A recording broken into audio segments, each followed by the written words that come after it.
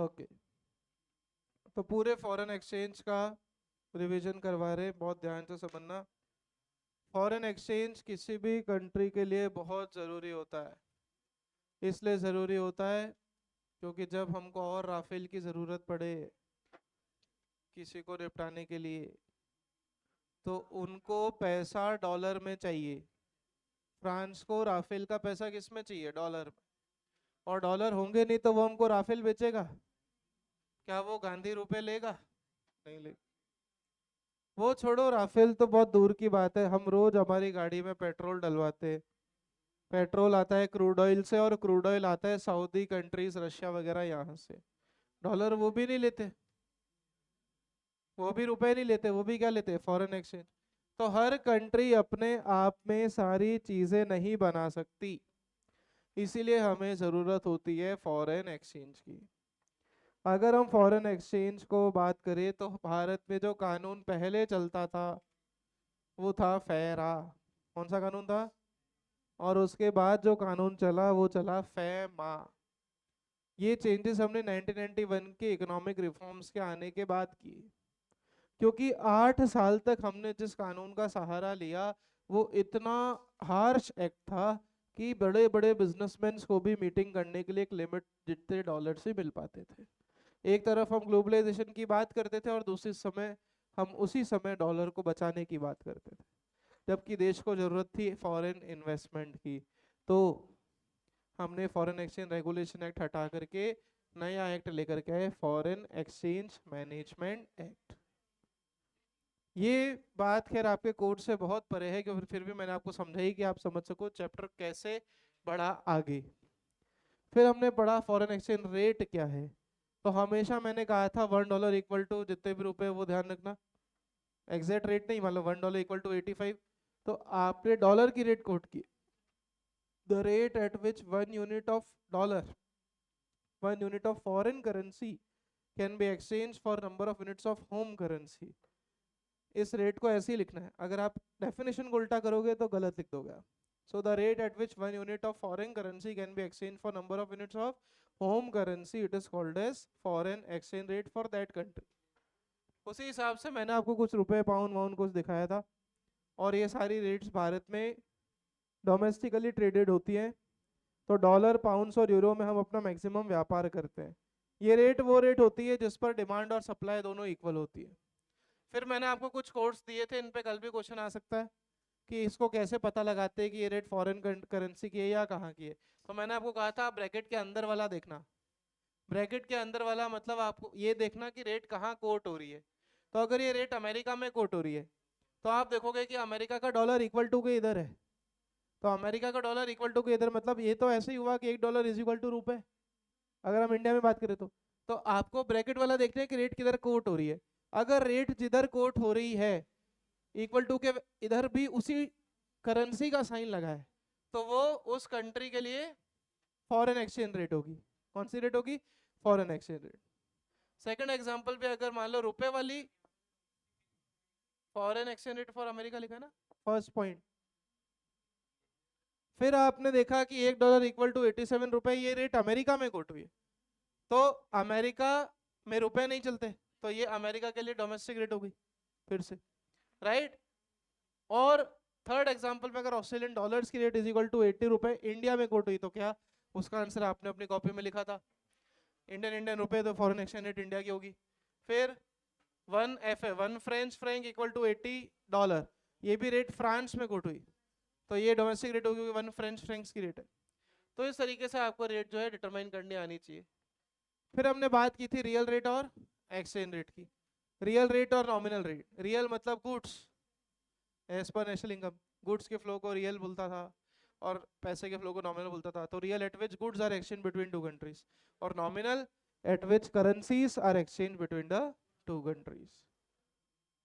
Spot settlement of forward, exporter को खतरा होता है कहीं डॉलर गिर ना जाए, तो वो आज ही बैंक के पास जाएगा और बोलेगा मुझे फ्यूचर में डॉलर सेल करने की आज रेट दे दो। तो वो फॉरवर्ड सेल करता है, एक्सपोर्टर फॉरवर्ड सेल करता है at a rate decided today. और इंपोर्टर को खतरा होता है कहीं डॉलर का भाव गिर ना, कहीं डॉलर का भाव बढ़ ना जाए। तो वो आज ही बैंक से परचेज करने की रेट ले लेगा और बैंक से वो फॉरवर्ड परचेज कॉन्ट्रैक्ट करता है at a rate decided today. Spot settlement, जिस सेटलमेंट पर आज की तारीख में आज जिस रेट पर डील होगी उसको स्पॉट रेट्स बोलते हैं।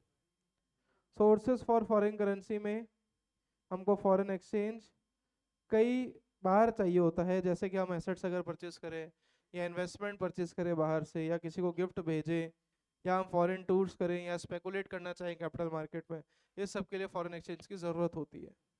पर्पस ऑफ फॉरेन एक्सचेंज हमेशा दो होते हैं, आपके होने वाले रिस्क को कम करना, दैट इज हेजिंग, और मार्केट में डिसइक्विलिब्रियम का फायदा उठाते हुए when demand is not equal to supply, dollar को कम रेट पर खरीद के महंगा बेचना इज आर्बिट्रेज। फिर हमने प्राइस और डिमांड के बीच रिलेशनशिप की बात की थी, ये नेगेटिव रिलेशन होती है, डिमांड कर वहाँ से सेम 11th वाला कॉपी है। ऐसा इसलिए होता है क्योंकि अगर मान लो डॉलर की रेट गिर जाए, अगर डॉलर की रेट गिर जाए तो इंपोर्टर को फायदा होगा, तो इंपोर्टर ज़्यादा इंपोर्ट्स करेगा और वो बैंक से डॉलर की डिमांड करेगा, तो प्राइस कम होने पे डिमांड बढ़ती है। Is it clear? फिर क्यों ऐसा हुआ, क्यों हमारा डिमांड का नेगेटिव स्लोप है? कि उसका पहला रीज़न, एक तो इंपोर्ट्स बढ़ जाएंगे क्योंकि डॉलर गिरने से फ़ायदा होता है इंपोर्टर को, तो वो इंपोर्ट बढ़ाएगा। और दूसरा, अगर आज डॉलर की रेट गिर गई, दैट मीन्स उस कंट्री में घूमना सस्ता हो गया, तो हर आदमी उस कंट्री में घूमने जाएगा तो वो डॉलर की डिमांड करेगा, डिमांड करेगा मतलब प्राइस कम से डिमांड बढ़ गई। सप्लाई के सोर्सेस ही अगर आप रिवर्स कर दोगे तो डिमांड के सोर्सेस बन जाएंगे। इसमें सप्लाई का सबसे पहला सोर्स होता है एक्सपोर्ट, दूसरा होता है अगर बाहर की कंपनी यहाँ पर इन्वेस्ट करके इंडियन शेयर्स में पैसा ले जाए, ठीक है, मतलब बाहर की कंपनी इंडियन शेयर्स में पैसा लगा दे तो इंडिया में डॉलर बढ़ जाएगा और शेयर उनको मिल जाएगा। फिर अगर इंडियंस जो कि अब्रॉड में वर्क कर रहे हैं, कहाँ वर्क कर रहे हैं? अब्रॉड में, और वहाँ से हमें क्या कमा करके भेज रहे हैं? डॉलर, तो फिर से सप्लाई बढ़ेगी। और जब फॉरेन टूरिस्ट हमारी कंट्री में घूमने आए तो भी वो डॉलर लेकर के आएंगे, राइट? सप्लाई और प्राइस में रिलेशनशिप पॉजिटिव, क्यों? ऊपर जो पॉइंट्स लिखे थे उसी का रिवर्स अगर हम करेंगे तो हमको रीजंस पता पड़ जाएंगे पॉजिटिव स्लोप ऑफ सप्लाई कर, क्योंकि प्राइस बढ़ने से फायदा होता है एक्सपोर्टर का, और एक्सपोर्टर एक्सपोर्ट्स बढ़ाएगा, एक्सपोर्टर जब एक्सपोर्ट्स बढ़ाएगा तो डॉलर की सप्लाई बढ़ेगी।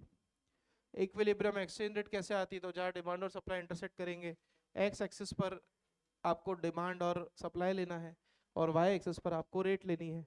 प्राइस की जगह आप रेट लिखोगे तो ज़्यादा एक्यूरेट डायग्राम लगेगा। फिर चार पॉसिबिलिटीज, डिमांड बड़ी सप्लाई कांस्टेंट, डिमांड बड़ी सप्लाई कांस्टेंट, तो लॉ ऑफ सप्लाई काम करता है, प्राइस भी बढ़ा क्वांटिटी भी बढ़ी, उसका रिवर्स, प्राइस कम हो गया क्वांटिटी कम हो गई। फिर सप्लाई चेंज, डिमांड कांस्टेंट, अगर सप्लाई को चेंज करोगे तो लॉ ऑफ डिमांड काम करेगा, प्राइस बढ़ा क्वांटिटी कम हो गई। और दूसरे में प्राइस, इधर प्राइस कम हुआ क्वांटिटी बढ़ गई, और इधर प्राइस बढ़ा क्वांटिटी कम हो गई। डायग्राम सही बनाना। सिस्टम ऑफ एक्सचेंज रेट दो होते हैं, फिक्स्ड और flexible exchange rate system. Fix system में एक्सचेंज रेट डिसाइड करता है सेंट्रल अथॉरिटी, और डिमांड एंड सप्लाई का यहाँ कोई मतलब नहीं है, स्पेकुलेशन करने का चांस नहीं है, इंटरनेशनल इन्वेस्टमेंट रहेगा क्योंकि आदमी को कितना इन्वेस्ट करना है उसको हमेशा पता रहेगा, बिकॉज एक्सचेंज रेट तो सेम है। और ऐसा करने के लिए कंट्री को स्टेबिलिटी भी लाने में इट हेल्प्स। डीमेरिट्स, डिवैल्यूएशन करना पड़ सकता है कई बार, जैसे भारत ने 30% डिवैल्यू किया था डॉलर को 1991 में, कंट्री को में ओवर यूटिलाइजेशन और अंडर यूटिलाइजेशन हो सकता है, और ऐसी कंट्री को 100% रिजर्व्स ऑफ फॉरेन करेंसी रखने पड़ेंगे। फ्लेक्सिबल सिस्टम जहाँ पर डिमांड और सप्लाई डिसाइड करेंगी कि एक्सचेंज रेट क्या होगी। मेरिट्स, यहाँ पर 100% रिजर्व नहीं रखने पड़ेंगे, ना ही ओवर यूटिलाइजेशन होगा ना अंडर यूटिलाइजेशन होगा, जिसको हम क्या कहते हैं ऑप्टिमम यूटिलाइजेशन होगा। और इसमें demerits, no speculation, sorry, demerits, it encourages speculation and there may be wide fluctuations in the foreign trade and capital movements. Manage floating, manage floating एक ऐसा कॉन्सेप्ट जहां पर अगर फ्लेक्सिबल एक्सचेंज रेट सिस्टम में rate बहुत ज़्यादा बढ़ जाए और बहुत ज़्यादा कम हो जाए तो RBI comes into the picture and RBI says stop, now this will be the exchange rate.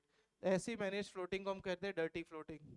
जब डिमांड बहुत ज़्यादा बढ़ने लगे, that means foreign exchange currency की डिमांड अगर बहुत ज़्यादा बढ़ रही है, या अगर एक्सचेंज रेट बहुत ज़्यादा बढ़ रही है, आप सोचो if exchange rate increases so much, तो आरबीआई उस एक्सचेंज रेट बढ़ती कब है? एक्सचेंज रेट बढ़ती है जब डॉलर की डिमांड बढ़ रही हो। तो जब डॉलर की डिमांड बढ़ रही है तो आरबीआई अपने रिजर्व्स में से डॉलर को मार्केट में छोड़ देगा और रेट को स्टेबलाइज करेगा। और अगर डिमांड कम होती है, दैट मीन्स डॉलर का भाव कम हो रहा है, तो कम होने के लिए आरबीआई एक्सेस डॉलर खुद परचेज कर लेगा मार्केट से। And last, appreciation and depreciation. यह हमेशा आप जिस कंट्री के रेस्पेक्ट से लिख रहे हो वो लिखना। हमने कॉपी में डोमेस्टिक करेंसी के हिसाब से लिखा है। अगर रुपए एप्रिशिएट होगा तो डॉलर गिरेगा, डॉलर गिरेगा तो इंपोर्ट्स बढ़ेंगे। और अगर रुपए एप्रिशिएट होगा, वो मैंने ओनली फर्स्ट केस, और रुपए डेप्रिशिएट होगा, दैट मीन डॉलर बढ़ गया। डॉलर बढ़ने से फायदा एक्सपोर्टर को, एक्सपोर्ट्स बढ़ेंगे। एक्सपोर्ट्स बढ़ेंगे तो इनकम, आउटपुट, एम्प्लॉयमेंट भी एक साथ बढ़ेंगे। That's all for this revision.